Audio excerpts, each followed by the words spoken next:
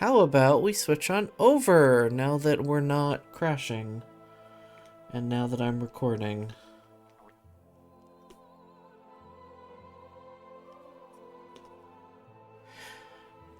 Alright, so I have to be straight up about this this dev diary. I saw the announcement of these DLC or creator packs or whatever they're calling them specifically. I don't remember, and I'm a little I have a little bit of trepidation here. The thing is, I think the content creator packs that they're doing with a lot of other games are really cool and really neat. What I'm most worried about, and what I think I was talking to Callista when I noticed the announcement the other day. I'm worried that they're going to start, especially this Medieval Monuments content creator pack. Long story short, I'm worried that there's going to be functionality that's you'll be missing without content creator packs rather than aesthetics. I think getting the community involved in the development of the game and in DLC is a great idea, but if I'm having to pay... Oh, great, we're dropping frames again. Hold on, let's keep an eye on that. It looks steady. Okay, some dropped frames, but we're still good. Howdy, Doggin. By the way, I got a little distracted there. Let's see. Let me just keep an eye on this for a second. Anyway, train of thought, returning. I swear these connectivity problems are going to drive me up the wall today. If we're going to be missing functionality from the game, if we don't pay for content creator packs in addition to the amount of DLC that's already included in the game, that's going to be a little concerning. You know, maybe I'm the exception, whereas if I'm going to put 1,000 hours into a game, I want every DLC. But like, this is an expensive game to get into, especially if you're going to play other games on top of it. So, I again, just concerned, going straight forward. Having not read any of this, I just need to get that out there. So we'll see. Yeah, I am getting just the slightest amount of dropped frames right now, and I don't know why. So, all of that being said, I'm going into this particular dev diary with an extra bit of skepticism. And, let's see what they have to say. Hello everyone, we have an unusual dev diary today. It's 2 dev diaries in 1. Huzzah! Pigu, developer of Medieval Monuments, and Aj, developer of Arctic Attire, both will give us a brief overview of the content they're bringing to Crusader Kings 3, as well as the work that went into creating it. We'll get right into it. I'm Pietro Pigu Cavalli, creator of Medieval Arts Mod, and today I've been granted the privilege to welcome you to this developer diary introducing the new Crusader Kings 3 content creator pack, Medieval Monuments. I've been playing Paradox games for years, but Medieval Arts was my first modding experience. Developed in 2021 to represent the artistic and architectural achievements of the Middle Age, it's grown and changed many times, but it's always kept to its original mission. I've grown with it, learning several skills from scratch with help from the modding community, and falling particularly in love with 3D modeling, which has now become the core of the mod. Today, Medieval Arts is an expanding collection of dozens of new monuments, all with their own unique art and flavor, backed by a wonderful and supportive community. Before delving into details, I'd like to take a moment to explain the vision behind content creator packs. They're meant as a nice way to support modders financially and enhance their skills, while at the same time providing the game with a product of higher quality than a modder would realistically be able to produce on their own free time. That's able to blend seamlessly into the game and is maintained in the future directly by Paradox. All of these things I love. I think this is a great program in general. I'm just worried about how it's going to be going forward for this game specifically. I was first approached this summer to pitch ideas and discuss the different shapes that an architectural cosmetic pack might take. While initially proposing a more regional focus, we ended up opting for a broader geographical scope, encompassing the whole map. I then spent a few weeks researching and thinning out options until reaching the final version of Medieval Monuments. To be clear about expectations then, this content creator pack includes 20 brand new special buildings, each with their own 3D model art, flavorful descriptions, and modifiers. And again, that's a concern. Is it game-breaking to not have this? Probably not. But I'm worried about precedent. I'm so grateful to the people at Paradox Interactive for offering me this opportunity. I greatly enjoyed working with them and learned so much through the whole process. We had an honest and clear collaboration where my creative input was greatly respected and guided when necessary to ensure proper delivery to a community that's always been kind and supportive of my work. Can't wait to read what you think. We finally get our cathedral. Modifiers is the concern. Yeah, I think especially when they talk about guided when necessary to ensure proper delivery, I get the feeling that there were people from Paradox working on this mod pack to make sure that the modifiers are fairly balanced.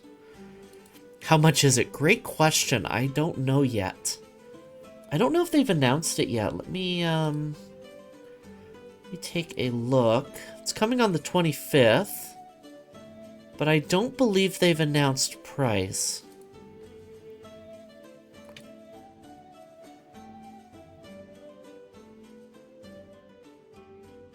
Not yet, no.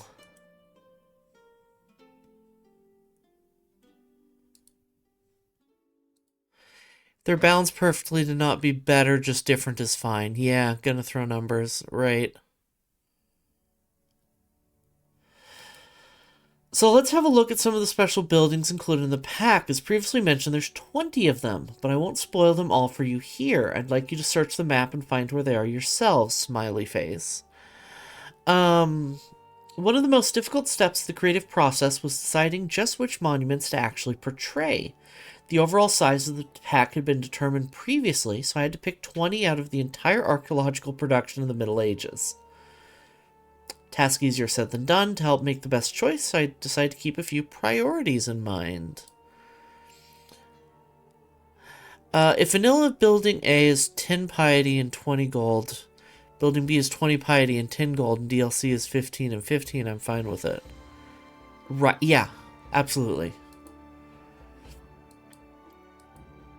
First of all, I wanted the pack to represent the whole map, to make sure that wherever you choose to play your next game, you'll always have at least one monument relatively close by.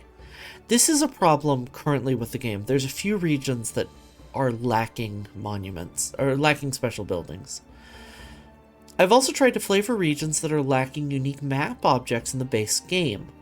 This has granted me the opportunity to be very diverse in the styles, colors, and shapes of the monuments, changing with cultures and environments. These lands range from the frigid lands of the Rus, where you'll be able to construct the Holy Wisdom of Novgorod, the oldest church in Russia proper and a magnificent example of its unique art, to the humid heat of the Bengal Delta, where the great university of Samapura were piously carved. Holy Wisdom of God, +2 tax, -20 danger.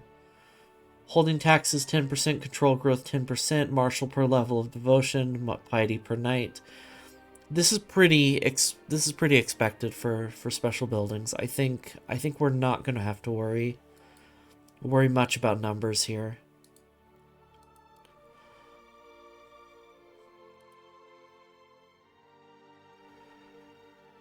Reduce costs for holding a board game grand tournament. Increase quality of sponsored books. Enable Cinti University. Development growth 20% and 0.20. Learning per level of devotion +1. Stress loss. Monthly lifestyle experience.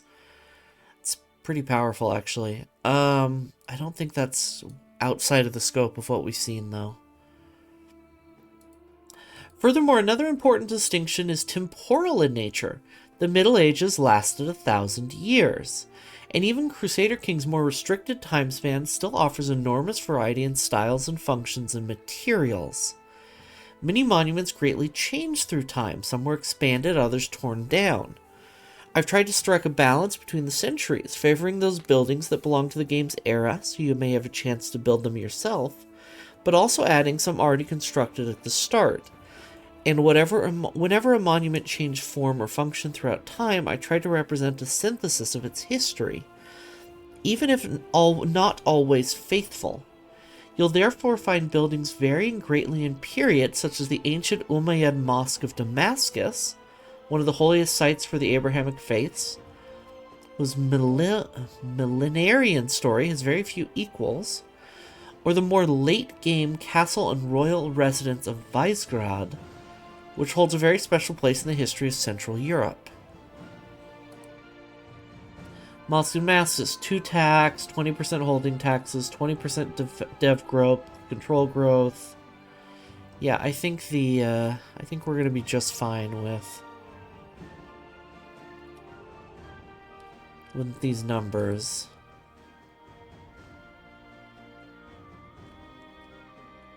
Wow, fort level +4.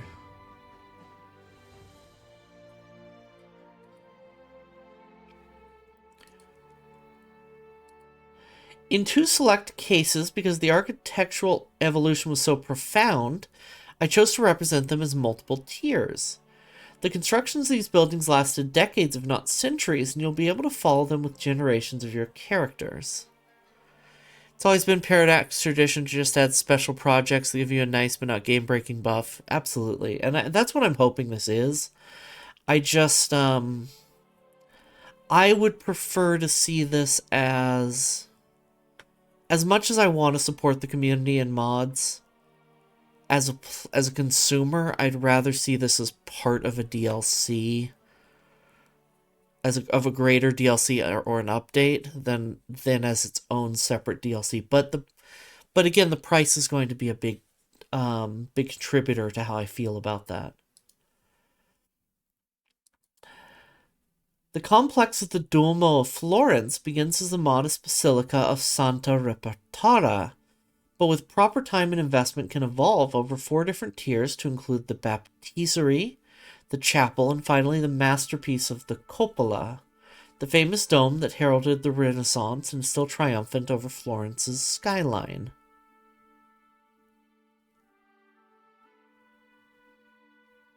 Oh, that's cool that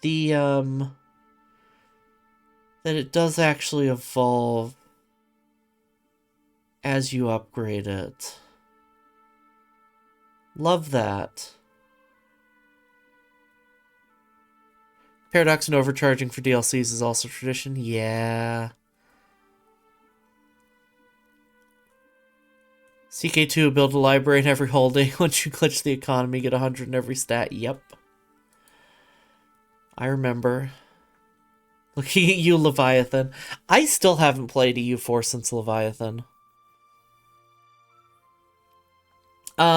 Similarly, on the opposite side of the Alps, the lords and monks of Cluny will be able to expand their already considerable power base into the largest of the medieval churches, which unfortunately did not survive to our day.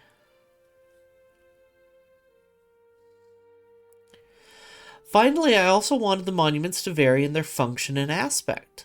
The study of medieval architecture, especially in the West, has long been focused on cathedrals due to their scale and disproportionate rate of survival. But the world of Crusader Kings 3 had far more and many great works. For example, in Tunisia, you'll be able to see the basins of Kairouan, a monumental complex to guarantee water to the city, no matter the climate, And in Barcelona, you'll be able to construct the Dranaces, industrial scale shipyards that allowed the city's rulers to expand their influence over all the Mediterranean. Ooh. Fix most of Leviathan's mess, thankfully. Yeah. Heroin? Thank you.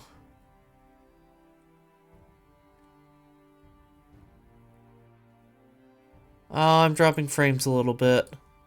God damn it. I'm not dropping frames, I'm disconnecting. Right.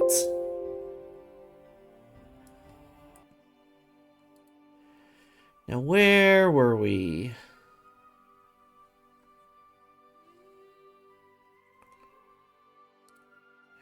Research and realism. To conclude, I would like to spend a few words on creative freedom and historical accuracy. Although, of course, no comprehensive academic survey of these diverse monuments exists, I took the time to research them individually to the best of my abilities to follow the standards upheld by Paradox and the developers of Crusader Kings, and guaranteed proper realism in all models included in the pack. Sometimes I was lucky when designing the great Kizkala, an ancient fortified palatial complex in the oasis of Merv, Central Asia. I was able to draw from ancient representations and modern reconstructions, as well as of course, from the ruins we see today. In many ways, the Aragonese would help greatly, and eventually the Christian flagship at the Battle of Lepanto was built from there. Ooh.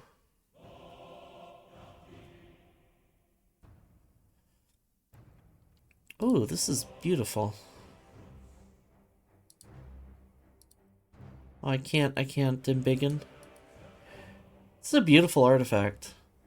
Ruins of ancient Merv have long been evacuated and studied, yielding important information that allowed me to reproduce the Kizkala in-game. Furthermore, the silver gilt dish from the State Heritage Museum in St. Petersburg shows a raid into a palace that likely resembled greatly the original appearance of the palace. Other times I was less lucky and had to use my own judgment to fit a monument into the game. I understand this is by no means a perfect choice, but to properly represent cultures and regions with scattered records, some compromises had to be struck, and I want to assure you they were all properly thought out. Such was the case for the Jokon Temple, the holiest site in Tibet, or some of the monuments in West Africa. I would also like to properly thank the kind people at Paradox Interactive for trusting me with this project. It was a wonderful experience that helped me improve my work considerably, and I've learned so much from it. Firstly, I want to take the opportunity to thank you all for the amazing support you have shown me in medieval arts through the years, and I'm excited to share this chapter with you. Pietro. And now Arctic attire. Just peeking at my frames right now to make sure they're behaving. Hey, I'm Aj, the 3D artist behind the Shogunate mod. And now the official Arctic attire DLC. I've been playing the Shogunate mod. Choking these nuts? Wonder why there's no records of West African monuments. Yeah, right? I wonder. Colonialism.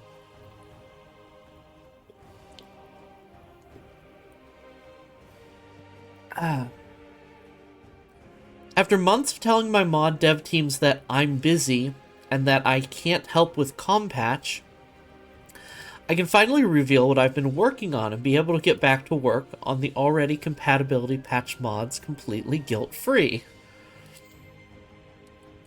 Arctic attire takes inspiration from the previous content creator packs by El Tyrannos, but instead of adding just one aesthetic, it adds two aesthetics of slightly similar scope. Colonialism, how I loathe thee, it's true. The Sami are the indigenous people of northern Scandinavia and Kola. The Sami garments depicted in Arctic attire are primarily inspired by the clothing of the Kautokeino region as depicted in photographs in the late 1800s. But some pieces take inspiration from other regions and are informed by research of Sami in the Middle Ages. The Kati are an indigenous people of western Siberia living in Kati-Mansi, autonomous Okug Yugra. Their traditional clothing is the primary inspiration for the Ergo-Permian set used across West Siberia. Both peoples traditionally live a nomadic lifestyle, herding reindeer and hunting, and have historically been involved in fur trade. I will now give a quick tour of the CCP and what is contained inside, and with some commentary here and there.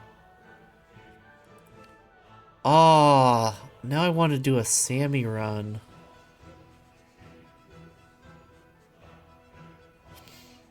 Capital Khanty Mansisk. One of the... Well, that's definitely one of the languages that I still struggle with. One of these days, I keep telling myself I'm going to learn IPA and start to wrap my head around pronunciation. The main male Chianti winter garb is the Malitsa. Here are variants for men, including belt accessories. These take advantage of the pattern system to vary between reindeer antler, silver, and gold. There's also a version without a belt, not shown here.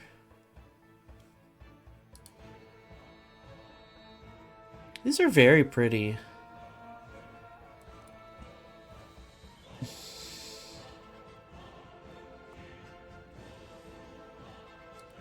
Oh my god, this I keep getting distracted by the artifacts. This belt is gorgeous. Some white teen left a croissant in a bag behind the register where they shouldn't be putting things. Came back later asking about it. Must have been thrown away. I told my coworkers just because his ancestors was colonists doesn't mean he can just store stuff anywhere he wants without permission.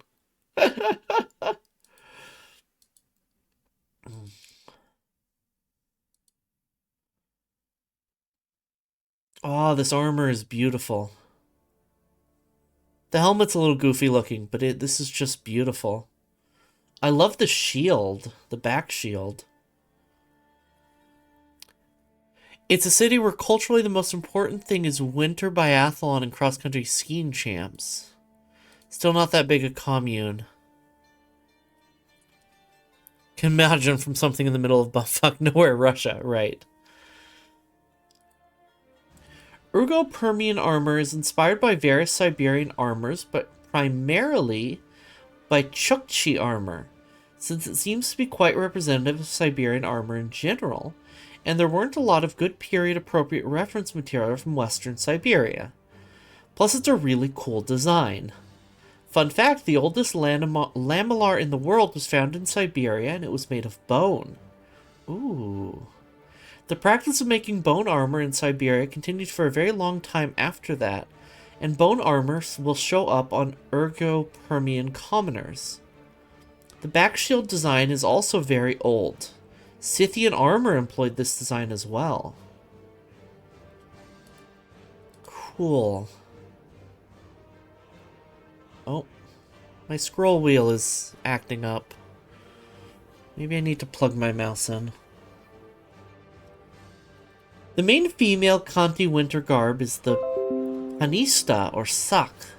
The winter sak is quite elaborate and outfitted with a lot of internal and external straps and ties to allow for a more precise fit. I chose to model winter clothing over summer clothing because it's visually distinct from surrounding clothing styles, and I thought it would be a great fit with the new adventurer playstyle.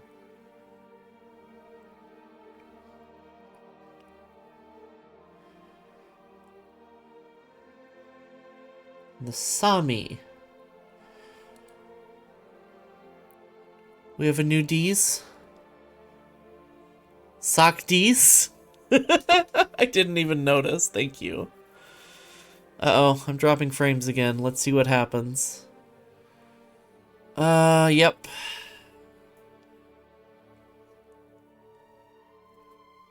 I think we're so close to done.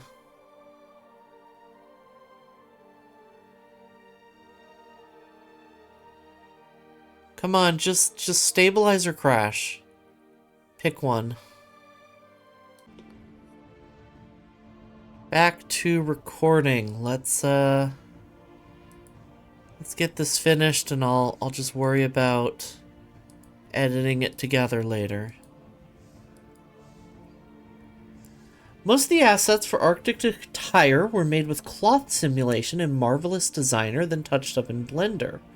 But hard surface details like knives or much of the armor were modeled entirely in Blender.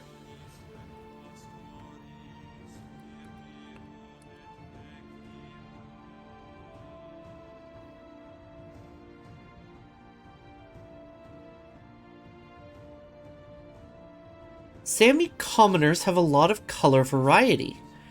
They have a lot of undyed or only slightly dyed clothing, or clothing made from leather or fish skins. Fish hide clothing was actually very widespread in the Arctic for a long time, and was produced in a variety of cultures. In Sami culture, it seems to have been an option for the lower classes, while reindeer fur was reserved for the rich. Unfortunately, I didn't have time to make a bespoke fish skin pattern, so I represented with a gray-colored leather pattern instead. Unfortunate.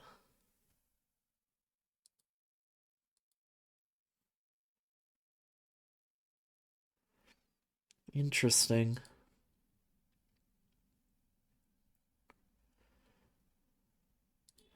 Sami travel clothing, a big fur coat based on some South and East Sami beskas.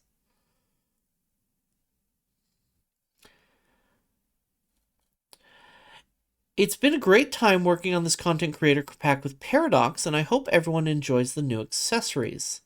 That's all from me for now. Back to modding, I guess. Oh, and we're done. We are completely caught up now. That's all we have for today. A huge thank you goes out to Pigu and AJ, both for their work on putting this dev diary together. I don't know if it's AJ or Aj. The capitalization makes me think it's Aj. Alright, so, I'm gonna have to fiddle with my settings. Let me switch back to chatting for now.